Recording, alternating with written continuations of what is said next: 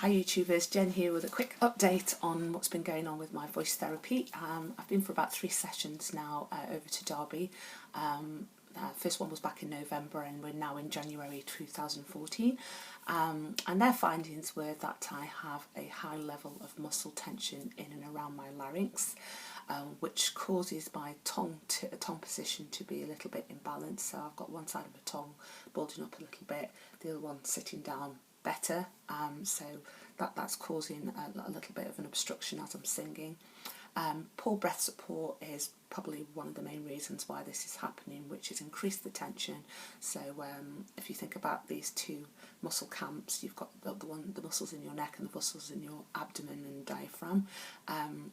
I'm trying to carry the whole weight of singing with my neck muscles, and this is letting these muscles in my diaphragm just get off scot-free, and they don't think that they've got a job to do when I'm singing. So I've got to change the habits of a lifetime and make sure that these muscles are working a bit more in order for the muscles in my neck to relax a bit more. This causes pitch breaks, obviously all of these muscles working not incorrectly, but compensating. Some muscles are compensating for others, which causes the range to reduce and pitch breaks. So they've been focusing on getting me to do a few exercises to try and relax the neck area, the muscles in my neck, the muscles in my face, and then also build up my breath support, my breathing control. So some of the things that I've been asked to do, I've been shown how to do the water in a straw exercise, which is, as you can see, just a small bottle with a bit of water in. The straw is about 2 inches into the water, and I do 20 of these each morning. First without a sound, so it's called a voiceless blow. So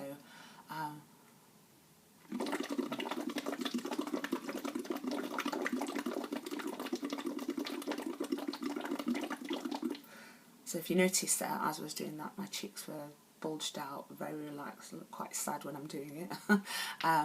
But all I'm focusing on is making sure that I drew in a nice deep diaphragmatical breath, and I'm pulling my abdomen back to my spine as I'm doing it. And that's really working, and that should never stop. So try not to focus on what's happening in your neck and what position you have in your neck. Try and focus on what's happening in your abdomen.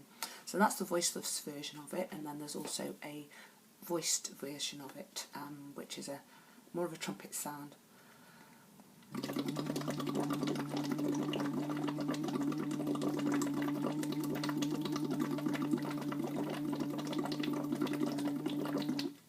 The aim is to try and keep that as smooth as possible. You know, if the water starts to flash and jump all over the place and it's a bit jolty, then you know, try and focus on making that a little bit smoother by using the control in your abdominal muscles.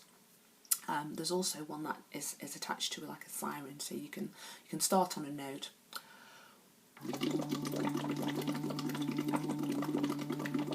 and then increase it to a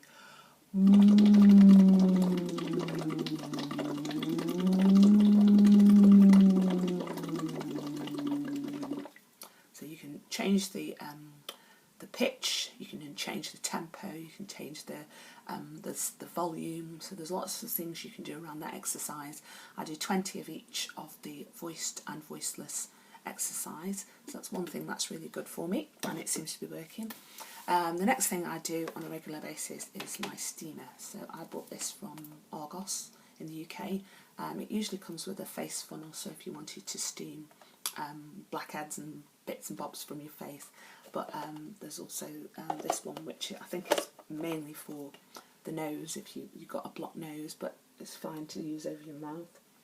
And cover both your nose and your mouth, and you put like an inch full of water in and turn it on, and it just steams, and that's great for warming up, getting warm air into these muscles down in your throat to relax them.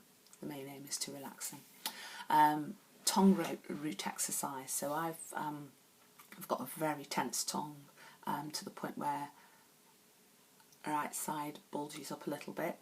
So my goal is to try and get that to sit down a little bit, relax the muscles that are tied to the back of the tongue, and stop this tension as I'm singing. So sticking your tongue out as far as you possibly can, holding it down with your teeth. Now, I did that wrong. So did you see that I'd got more of a grimace on my face as I was doing that? I need to not do that. So because those muscles are connected to the ones that fall down your face and down your neck and add tension. So it should be more like this.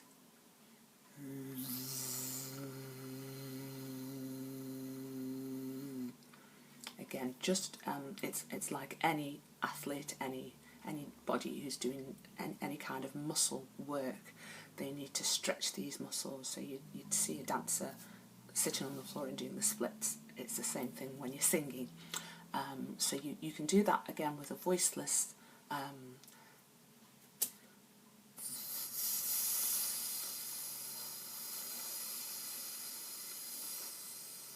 trying really hard to keep everything relaxed there, and then the voiced one we just did a minute ago.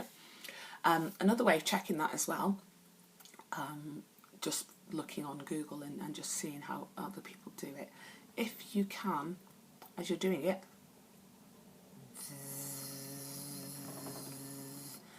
put your thumb into those muscles that sit just behind your chin.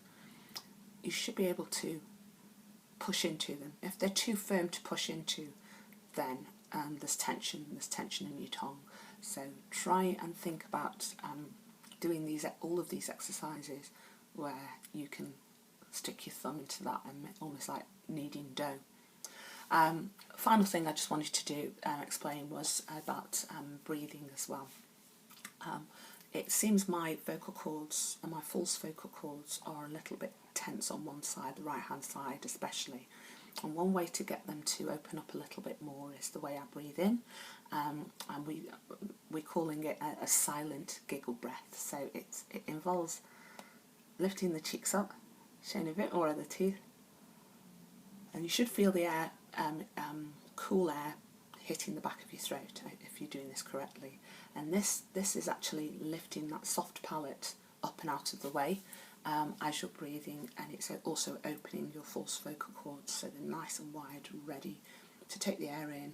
And also as you're singing the air out, there's less turbulence because these false vocal cords are well out of the way. And these are the ones that sit.